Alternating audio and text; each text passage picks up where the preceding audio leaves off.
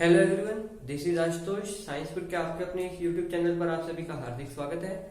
आज की क्लास के अंदर हम जिस टॉपिक के ऊपर बात करने वाले हैं वो है हमारा टॉपिक मेंडलीफ पीरियोडिक टेबल। उससे पहले मैंने लास्ट क्लास में आप लोगों को बताया था कि मेंडलीफ के बारे में जानने से पहले हमें किसके बारे में चर्चा करनी पड़ती है, लोथरमेयर के बारे में चर्चा करनी पड़ती है। क्यों करनी पड़ती है? देखिए, मेंडलीफ थे जो और लोथरमेयर थे, उन्होंने लगभग एक जैसी बात कही थी। दोनों ने एक जैसी बात कही। फिर आप कहोगे सर ये मेंडलीफ की आवर्सारणी को क्यों ज्यादा वैल्यू की, लोथरमेयर को क्यों नहीं पढ़ते? क्योंकि जो मेंडलीफ थे उन्होंने क्या किया था, पहले ही पब्लिश कर दिया था। दोनों प्रयोग एक साथ ही कर रहे थे, दोनों में कोई रिलेशन नहीं था आपस में, या कोई दोनों एक कलीग नहीं थे कि वो अपना एक साथ काम कर रहे थे। नहीं, दोनों क्या कर रहे थे, एक ही चीज के ऊपर खोज कर रहे थे। तो उस खोज को जो पब्लिश कर दिया था वो मेंडलीफ ने कर दिया था, और ऑथेंटिसिटी जो दी गई थी वो मेंडलीफ को दी गई थी। मेंडलीफ ने अपने प्रयोग में क्या कहा, the physical and chemical properties of an element are periodic functions of their atomic weight. क्या कहा था, जो फिजिकल और केमिकल प्रॉपर्टीज होती है किसी एलिमेंट की, वो अपनी क्या होती है, पीरियोडिक फंक्शन होती है किसके, एटॉमिक वेट के, या हम हिंदी में कहें तो तत्वों का भौतिक व रासायनिक गुणधर्म उसके परमाणु द्रव्यमान के आवर्ती फलन होते हैं। मतलब जिस हिसाब से मैंने आपको एग्जांपल दिया था, एक हमने क्या एग्जांपल लिया, हम एग्जांपल लेते हैं सोडियम का और पोटेशियम का। इन दोनों के अंदर क्या होते हैं, सोडियम है वो भी क्या है, एक अधातु है, और पोटेशियम क्या है, यह भी एक अधातु है।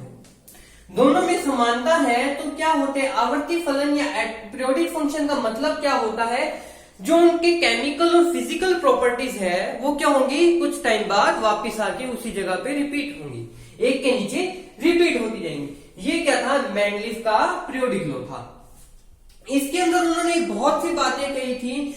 उन्होंने कहा था तत्वों का एक जो भी रिपीटेशन होता है वो किसके बाद होता है, लिमिट टाइम के बाद होता है। ये नहीं कि मैं मान लू सोडियम आ रहा है फिर क्या आ जाएगा मेरा, मैग्नीशियम आ जाएगा। ये दोनों के गुणों में समानता नहीं होगी, ये दोनों के गुणों में क्या है, असमानता मानी जाएगी।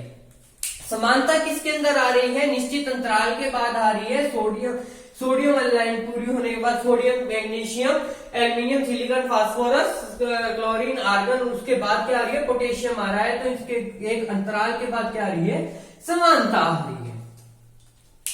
इनका नियम यहां तक सही था। दूसरी मेंडलीफ की क्या खास बात थी, मेंडलीफ के टाइम पर क्या थे, कितने तत्व ज्ञात थे, एलिमेंट फाइंड हो चुके थे, वो थे 56 के आसपास एलिमेंट फाइंड हो चुके थे, जिनका मेंडलीफ ने क्या किया था, पीरियोडिक टेबल के रूप में शो किया था या अरेंज किया था। जो किसके अंदर किया था, पीरियोडिक टेबल के रूप में किया था। कितने एलिमेंट थे, 56 एलिमेंट्स थे।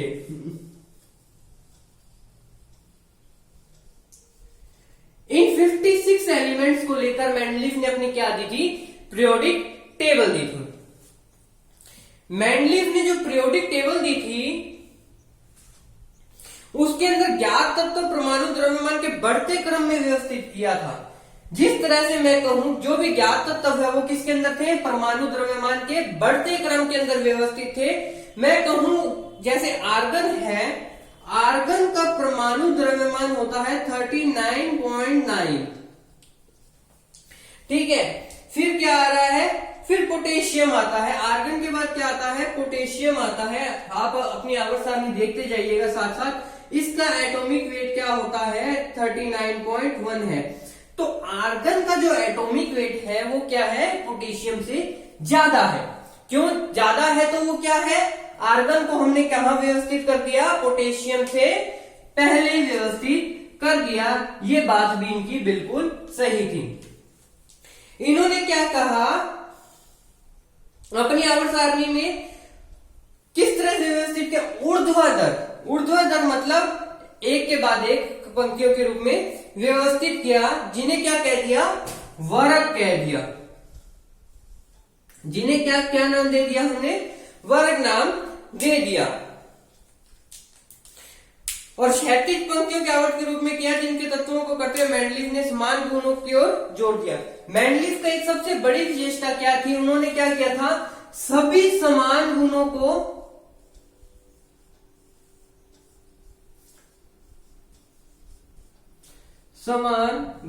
को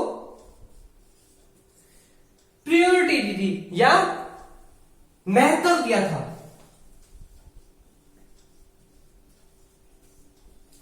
उन्होंने ये नहीं कहा कि जो ए धातु है उसके नीचे धातु आ जाएगी, उन्होंने या ये नहीं कहा कि जो उत्कृष्ट गैस है उनके नीचे ए धातुओं को मैं व्यवस्थित कर दूंगा, उन्होंने ऐसा कुछ नहीं कहा। उन्होंने क्या कहा, जो समान गुण रखते हैं वही तत्व उस श्रेणी वर्ग के अंदर व्यवस्थित होंगे। ठीक है, उसके बाद क्या हम देखते हैं, मेंडलीफ को मैंने आपको बताया कि मेंडलीफ के टाइम तक अभी कितने थे, सिर्फ 56 एलिमेंट फाइंड हो चुके थे। अब क्या बात आई, अब हमें पता है, मेंडलीफ को भी पता था ये बात, मेंडलीफ कहते हैं मेरे को पता है कि ये 56 एलिमेंट तो इस टाइम पे ज्ञात है। इससे पहले क्या थे, जब ड्रोबेराइनर का ट्रिक आया था, किसका ट्रिक आया था, सबसे पहले डोबेराइनर का ट्रिक आया था, डोबेराइनर ट्राइड्स आया था, तब क्या थे 15 से 18 एलिमेंट्स तक की ज्ञात थे। उन्होंने क्या कर लिया था, मान लिया था कि इससे ज्यादा एलिमेंट्स फाइंड नहीं हो सकते या इससे ज्यादा एलिमेंट्स नहीं है। उसके बाद क्या आया था, न्यूलैंड का अष्टक नियम आया था। न्यूलैंड ने क्या मान लिया था, 25 से 26 एलिमेंट ही फाइंड है या इससे ज्यादा फाइंड नहीं हो सकते, उन्होंने उत्कृष्ट गैसों को नहीं दिया था। लोथरमेयर और मेंडलीफ ने क्या किया, मेंडलीफ और लोथरमेयर को पता था कि ये जो सिर्फ मैंने कहा है 56 एलिमेंट्स है, 56 एलिमेंट्स ही नहीं है, हमारी जो रिसर्च हो रही है इसके बाद क्या है और भी एलिमेंट्स फाइंड होंगे।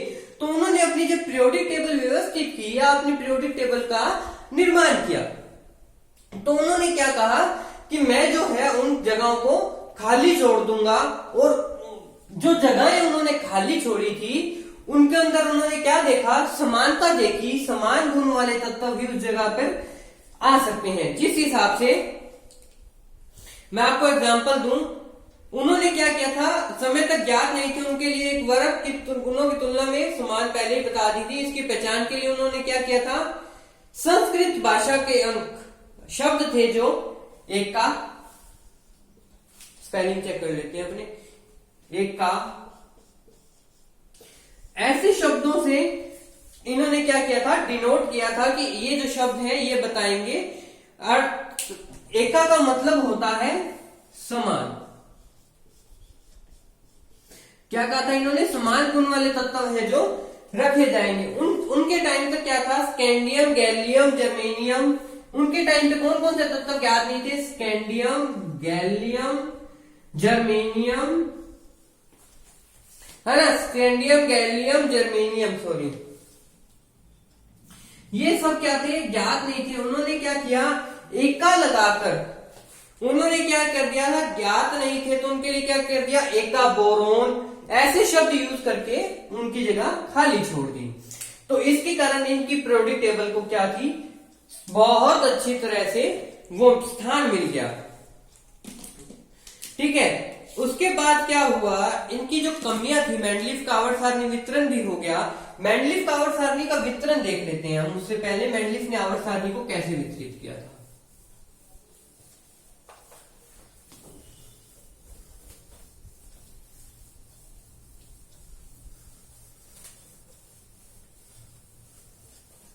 हम आज हमारी जो पीरियोडिक टेबल देखते हैं उसके अंदर कितने ग्रुप्स हैं, हमारे 8 ग्रुप्स हैं। मेंडलीफ ने क्या किया था, जो पंक्तियां हैं, जो ये लाइन है, ये मान लीजिए मेरी पीरियोडिक टेबल है। कैसी है मेरी पीरियोडिक टेबल, ऐसी कुछ लेके मेरी एक पीरियोडिक टेबल चल रही है।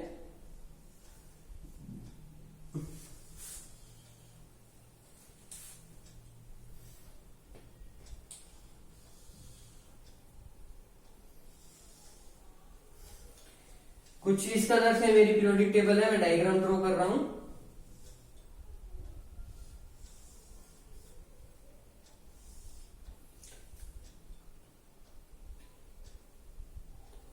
एक दो, 3 4 और एक 5। ये मेरी पीरियोडिक टेबल है। तो इसके अंदर क्या था, इन्होंने क्या कर दिया, इनको क्या कर दिया, ग्रुप्स में व्यवस्थित कर दिया। 10 ग्रुप्स बना लेते हैं हम इनके। 1 2 3 4 5 6 7 8 9। 1 2 3 4 5 6 7 8 9 10। अब इन्होंने क्या किया, इन्होंने कर दिया कि जो ग्रुप्स थे उनको क्या कर दिया, रोमन भाषा जो हम लिखते हैं कुछ इसी तरह से 1 2 3 4 इस तरह से व्यवस्थित कर दिया। ठीक है, तो इसके अंदर क्या थे, हमने क्या कर दिया, पहला, दूसरा, फिर तीसरा,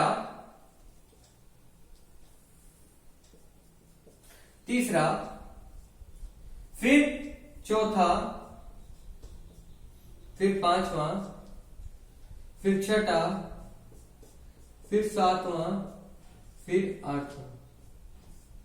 ये ग्रुप्स दे दिए। अब इसके अंदर क्या था, ये जो ग्रुप्स बने इनके भी क्या बन गए, उपवर्ग बन गए। तो इनको क्या नाम दे दिया, सबको ये नाम दे दिया। ये किस हिसाब से किया उन्होंने, जो ग्रुप वर्ग थे मेन उनको तो क्या नाम दे दिया इन्होंने, ए नाम दे दिया। और ये क्या है, उपवर्ग है, तो इनको क्या नाम दे दिया, सबको बी नाम दे दिया। 1 2 3 4 5 6 7 8 9 10 जो भी हमारे चल रहे थे उनके अकॉर्डिंग इनको नाम दे दिया। ठीक है, अब मेंडलीव की आवर्त सारणी थी, ये तो हो गया इनका वर्गीकरण कि उन्होंने वर्गीकरण कैसे किया। अब हम बात करेंगे हमारी नेक्स्ट क्लास के अंदर मेंडलीव आवर्त सारणी के महत्व के बारे में और इनकी कमियों के बारे में। अगर आप लोगों को वीडियो अच्छी लगी हो तो लाइक जरूर कर दीजिएगा, चैनल को शेयर करना मत भूलिएगा और साथ में सब्सक्राइब करना भी मत भूलिएगा। बेल आइकन दबा दीजिएगा ताकि आपको नई नई वीडियोस के नोटिफिकेशन मिलते रहे और आप इसी तरह साइंस को, केमिस्ट्री को इजी और इंटरेस्टिंग रूप से पढ़ते रहे। Thank you and have a nice day.